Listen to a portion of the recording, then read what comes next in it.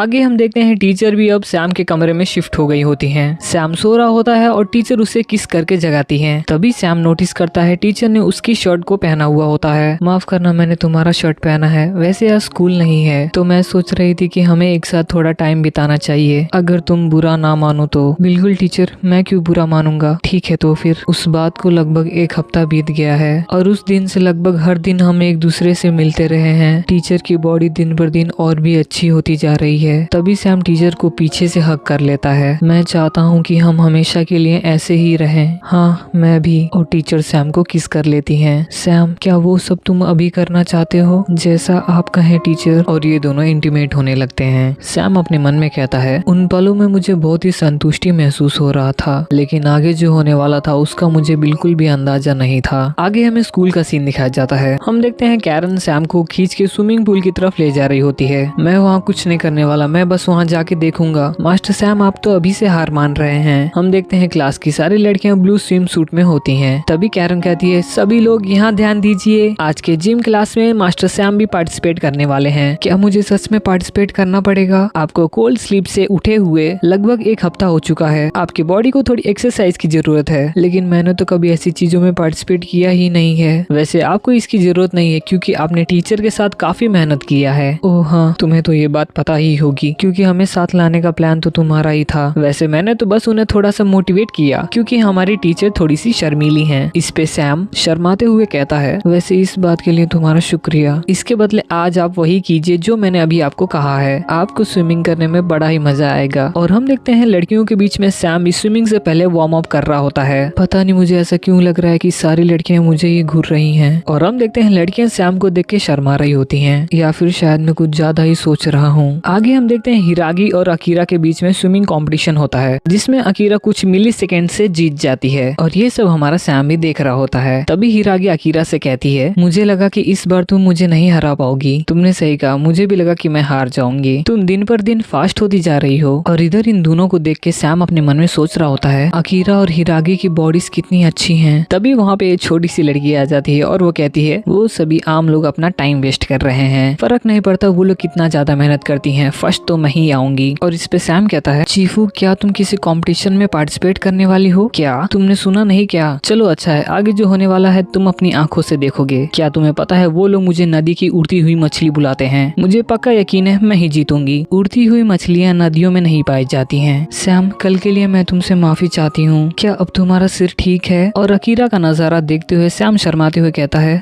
हाँ मैं ठीक हूँ, तुम बिल्कुल भी फिक्र मत करो। ये जान के खुशी हुई। वैसे अगर मैं फर्स्ट आई तो। और इससे पहले अकीरा अपनी बात कंप्लीट करती, सडनली चीफू आके अकीरा का स्विम सूट उतार देती है और अकीरा के दोनों संतरे देख के सैम बहुत ही शर्मा जाता है। और चीफू कहती है, अगर तुम्हारे संतरे थोड़े और छोटे होते तो तुम और भी तेजी से स्विमिंग कर पाती। और गुस्से में आके अकीरा चीफू को उठा लेती है और सीधे पानी में फेंक देती है। वैसे इसे किसी को फेंकने से पहले अपने कपड़े ठीक कर लेने चाहिए थे। खैर, इधर चीफू पानी में डूबने लगती है जबकि वहाँ पानी बहुत ही कम था। तभी वहाँ एक लड़की आके चीफू की मदद करती है और तभी टीचर अनाउंस करती है कि किसी ने अकीरा का रिकॉर्ड भी तोड़ दिया है, वो भी 2 सेकंड से। और इस रिकॉर्ड को तोड़ने वाली लूसी होती है। और लूसी सैम को शर्माते हुए वेव करती है और इधर हमारा सैम भी शर्माते हुए उसे वेव करता है। और ये सब देख के अकीरा को थोड़ी सी जलन महसूस होती है। और इधर कैरन सैम के हर एक हरकत को ऑब्जर्व कर रही होती है। आगे हम सैम को अपने कमरे में देखते हैं जो कि टीचर से वीडियो कॉल कर रहा होता है। सॉरी सैम, वो आज मैं किसी काम की वजह से तुम्हारे कमरे में नहीं आ पाऊंगी। ओह ऐसा है क्या?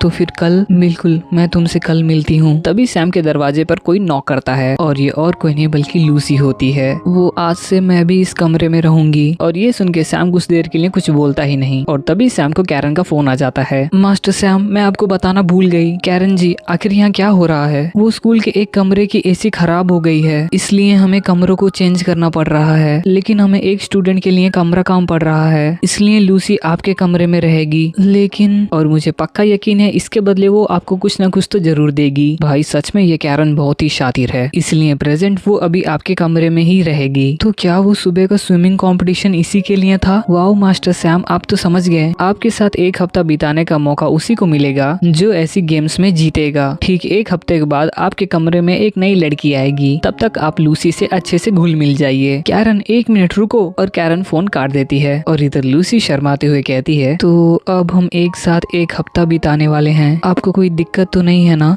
नहीं, कोई दिक्कत नहीं है। आगे हम सैम सैम के कमरे में सुबह का सीन देखते हैं और सैम को लूसी आके जगाती है। सच बताओ तो मैं ठीक से सो नहीं पाया और ये हर हफ्ते कमरे बदलने का गेम मुझे कुछ समझ में नहीं आ रहा है। शायद मुझे हर रोज टीचर के कमरे में नहीं जाना चाहिए था, कहीं वो मुझसे नाराज तो नहीं। और हम देखते हैं लूसी सैम को ही देख रही होती है। वो माफ करना पर क्या तुम दूसरी तरफ देख सकती हो, मुझे कपड़े चेंज करने हैं। ओ मुझे माफ कीजिएगा। और लूसी अपने आंखों को बंद कर लेती है। लूसी तुम अब तक तैयार क्यों नहीं हुई, हम स्कूल के लिए लेट हो जाएंगे। वो सैम क्या मैं तुमसे कुछ मांग सकती हूँ? बिल्कुल, अगर कोई ऐसी चीज है जो मैं तुम्हारे लिए कर सकता हूँ। और लूसी शर्माते हुए कहती है वो क्या तुम मुझे कपड़े बदलने में मदद करोगे? और सैम इस पे थोड़ा शॉक हो जाता है। मेरे घर पर हमेशा मेरी मेड ही मेरे कपड़े बदलती थी। मैं जब से स्कूल में आई हूँ तब से मैं खुद से कपड़े पहनने की कोशिश करती हूँ, लेकिन मुझे काफी वक्त लग जाता है, तो इसलिए मैं हमेशा अपनी रूममेट की मदद लेती थी। ये तो सच में काफी अमीर है। मुझे माफ करना कि मैं अपने लिए इतना भी नहीं कर सकती। कोई बात नहीं लूसी, इसमें तुम्हारी गलती नहीं है, वो तो तुम्हारी फैमिली ही ऐसी है। लाओ मैं तुम्हें मदद करता हूँ। और सैम धीरे धीरे लूसी के कपड़े खोलने लगता है। हाथ उठाओ लूसी। और ये सब करते हुए सैम अपने मन में सोच रहा होता है मुझे ये सब नहीं देखना चाहिए। और सैम लूसी के कमर पर एक निशान नोटिस करता है और ये सीन यहीं पे कट हो जाता है। आगे हम कैफेटेरिया का सीन देखते हैं जहाँ सैम कैरन से कहता है सुबह तो मुझे बहुत ही बड़ा सरप्राइज मिला। लूसी की फैमिली बाकी फैमिली से थोड़ी सी अलग है। मुझे यकीन नहीं हो रहा कि वो खुद से अपने कपड़े नहीं बदल सकती। अभी तो मुझे उसके साथ पूरा हफ्ता निकालना है। उसके लिए लोगों को उसे नंगा देखना उसके लिए काफी अब नॉर्मल हो चुका है। अब इस बात से उसे कुछ भी फर्क नहीं पड़ता है। उसे फर्क पड़े या ना पड़े, लेकिन मुझे तो पड़ता है। मैं तो उससे स्कूल में भी ज्यादा बात नहीं करता हूँ। क्यों ना तुम कपड़े बदलने में उसकी मदद बाथरूम में ही कर दो। और ऐसा सुनते ही सैम अपने मुंह में भरा पानी पूरा कैरन को ऊपर उड़ेल देता है। सॉरी, मुझे माफ कीजिए कैरन जी। कोई बात नहीं, मैं अभी जाके अपना मुंह धो के आती हूँ। तभी सैम के पास हिरागी आ जाती है। वैसे हिरागी मुझे तुमसे कुछ पूछना था। और वो क्या है सैम? जब लूसी नहाती है तब वो अपने कपड़े कैसे बदलती है? और ये सुन के हिरागी जोर से कहती है क्या सच में आप लूसी के साथ नहाना चाहते हैं? नहीं, मेरा मतलब वो नहीं था हिरागी। ओ बस मैं मजाक कर रही हूँ। वो हमेशा अपने रूममेट के साथ ही नहाती है। ओ अब समझा। ओके सैम, क्लास में मिलते हैं। और हिरागी वहाँ से जाने लगती है और सैम अपने मन में सोच रहा होता है इस बात पे तो मुझे खुद भी विश्वास नहीं हो रहा, मैं लड़कियों से कितनी अच्छी तरह से बात कर ले रहा हूँ। आगे हम देखते हैं सैम टीचर से वीडियो कॉल पे बात कर रहा होता है और टीचर कहती हैं लूसी की फैमिली ऐसी ही है तो तुम उसकी पूरी मदद करना। हाँ बिल्कुल, लेकिन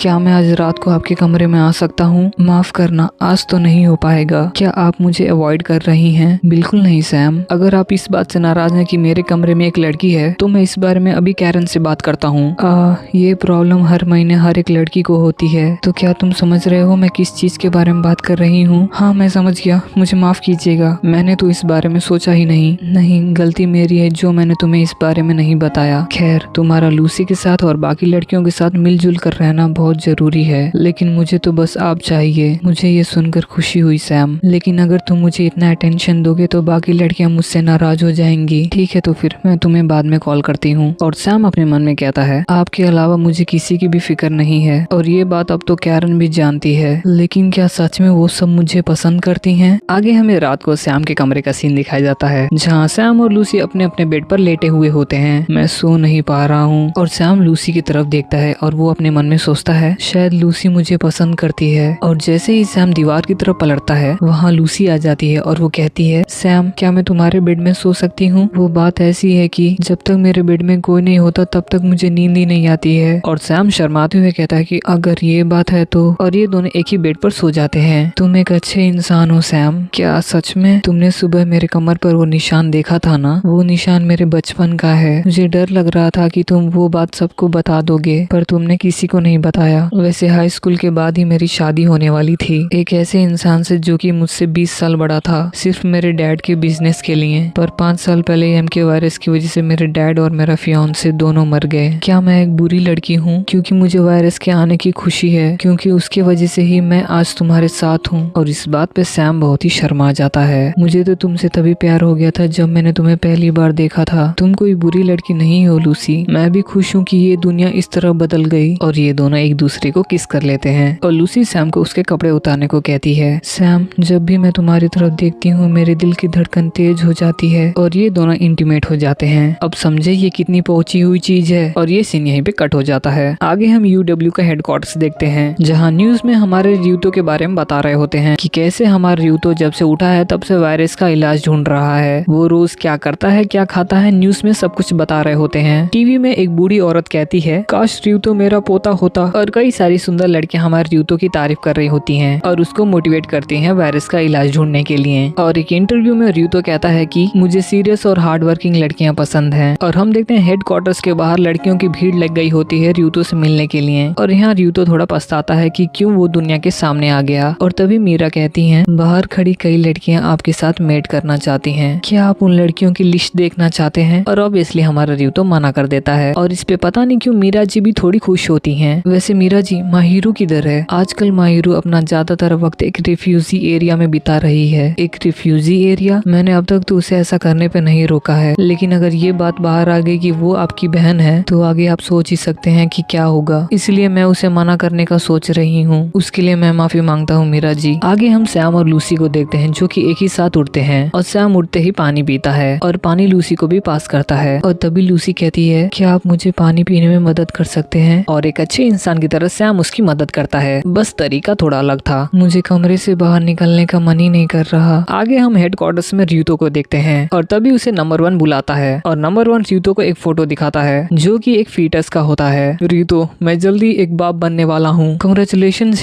सैम। अगर ये लड़का हुआ तो ये पूरी दुनिया के लिए खुशी की बात होगी। हाँ, पर अभी हमें नहीं पता कि ये क्या है। वैसे रियूतो, तुम इतना काम करके फ्रस्ट्रेटेड नहीं हो जाते हो? और नंबर 2 वहाँ से जाते हुए कहता है, तुम्हें तो ये बात पता ही होगी कि ब्लू बॉल्स हेल्थ के लिए अच्छे नहीं हैं। अगर ब्लू बॉल्स आपको नहीं पता तो आप गूगल पे सर्च कर सकते हैं। और ये बोल के नंबर 2 वहाँ से चला जाता है। आगे हम टीचर को देखते हैं और तभी वहाँ पे सैम आ जाता है। क्या हुआ सैम, तुम ठीक तो हो ना? मैं ठीक हूँ, पर मुझे अच्छा नहीं लग रहा था कि मैंने इतने दिनों से आपको देखा नहीं। मुझे भी अच्छा नहीं लग रहा था सैम। वैसे क्या तुम लूसी के साथ अच्छी तरह से घुल मिल गए हो? हाँ, लेकिन टीचर, कोई बात नहीं सैम, तुम पर सबका हक है, इसमें तुम्हारी गलती नहीं है। सबका हक है? आपका कहने का मतलब क्या है? क्या आपको कुछ पता है? और टीचर रोते हुए कहती है, मैं आगे कुछ नहीं बता सकती, तुम चाहो तो कैरन से पूछ सकते हो। और टीचर वहाँ से रोती हुई चली जाती हैं। और हम स्कूल के टेरेस पर सैम और कैरन को देखते हैं। कैरन कहती है, मास्टर सैम, ऐसा कम ही हुआ है कि आप मुझसे बात करना चाहते हैं। मैं बहुत देर से एक बात सोच रहा था। किस बारे में? कई सारी अजीब चीजें हो चुकी हैं जब से मैं कोल्ड स्लीप से उठा हूँ। हाँ, आपने सही कहा, पिछले 5 साल में ये दुनिया काफी बदल चुकी है। शुरुआत में मुझे लगा कि तुम मुझसे झूठ बोल रही हो कि इस दुनिया में मर्द नहीं बचे हैं, लेकिन मुझे पता है इतना बड़ा झूठ बोल के किसी को कुछ फायदा नहीं होगा। मुझे नहीं पता कि सारी लड़कियां मेरे बारे में क्या सोच रही हैं, लेकिन मुझे नहीं लगता कि लूसी और टीचर मेरे साथ नाटक कर रही हैं। तो इसका मतलब दुनिया के ज्यादातर मर्द मर चुके हैं, उन लोगों को छोड़ के जो कि कोल्ड स्लीप में हैं। हाँ, आपने सही कहा मास्टर सैम, मैंने आपको किसी बारे में झूठ नहीं बोला है। क्या मेरे अलावा और भी मर्द हैं जिनके पास इस एमके वायरस के प्रति इम्यूनिटी है?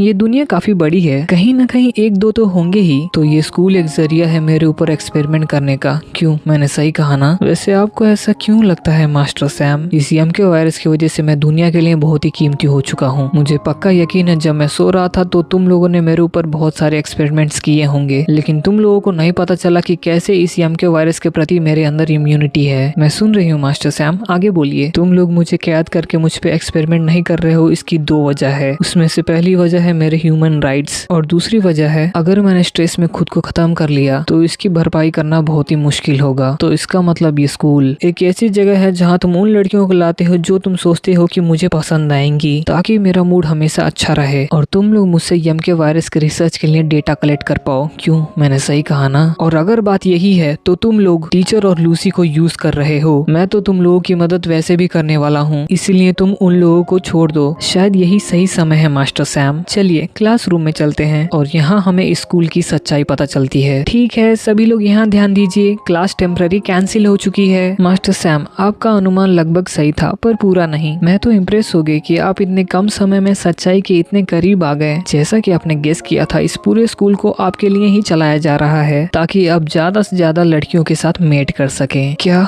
मेट? हाँ, इम्प्रेग्नेंट सेक्स, समझते हैं ना आप? एमके वायरस के प्रति आर्टिफिशियल इंसेमिनेशन काम नहीं करता है और हम ये भी नहीं कह सकते कि आपके होने वाले बच्चे में आपकी इम्यूनिटी होगी या नहीं, लेकिन अगर हमने आपकी जीन्स को मेट करवा के स्प्रेड नहीं करवाया तो शायद इंसानियत ज्यादा दिन तक बच नहीं पाएगी। इन लड़कियों को यहाँ लाने से पहले हमने इन सब पे बहुत सारे रिसर्च किए हैं। यहाँ कोई ऐसी लड़की नहीं है जो आपको पसंद नहीं करती। यहाँ की सारी लड़कियाँ आप में बहुत इंटरेस्टेड है और इनमें से किसी को हमने फोर्स नहीं किया है। अगर इनमें में से कोई भी आपसे प्रेग्नेंट हो जाती है तो उस माँ और बच्चे की पूरी देखभाल हम करेंगे। तो बात कुछ ऐसी है, आपका और हमारा बस एक ही मकसद है। आखिर ये क्या कह रही है, मुझे तो चक्कर आ रहे हैं। बोलने से बढ़िया आपको दिखाना अच्छा रहेगा। मैं आपको दिखाती हूँ कि ये सारी लड़कियां आपके लिए कितनी पागल हैं। सब लोग खड़े हो जाइए, सभी लोग अपने कपड़े उतार दीजिए। और कैरन के ऐसा कहते ही हम देखते हैं सारी लड़कियां खड़ी होती हैं और अपने कपड़े उतार देती हैं। मास्टर सैम, इसमें मैं आपकी पूरी मदद करूंगी, इसलिए जितना हो सके उतने बच्चे पैदा कीजिए और इंसानियत को बचा लीजिए। तो बताइए आप किस लड़की को चूज करना चाहेंगे। और ये सीन यहीं पे कट हो जाता है। आगे हम 3 लोगों की मीटिंग देखते हैं। नंबर 3 का वो स्कूल काफी अच्छी तरह से चल रहा है, उसे छोड़ो, हमें पहले इस बारे में बात कर लेनी चाहिए। तुमने सही कहा, हम नंबर 2 को मेट करने के लिए फोर्स नहीं कर सकते। मुझे तो लगता है कि वो उसकी अटेंडेंस होने की काबिल ही नहीं है, तो फिर देर किस बात की। हमें मीरा को रियुतो के पर्सनल असिस्टेंट के पद से हटा देना चाहिए। और ये सीन यहीं पे कट हो जाता है। तो भाई लोग, थैंक यू सो मच यहाँ तक वीडियो को देखने के लिए। और मैं बता रहा हूँ ना भाई, ये एनिमे और भी डार्क और इंटरेस्टिंग होने वाला है। तो प्लीज चैनल को सब्सक्राइब कर लीजिए, क्योंकि अगला पार्ट 2-3 दिन में आ जाएगा। और प्लीज वीडियो को लाइक और हाइप भी कर दीजिएगा। और तब तक के लिए फिकर नॉट।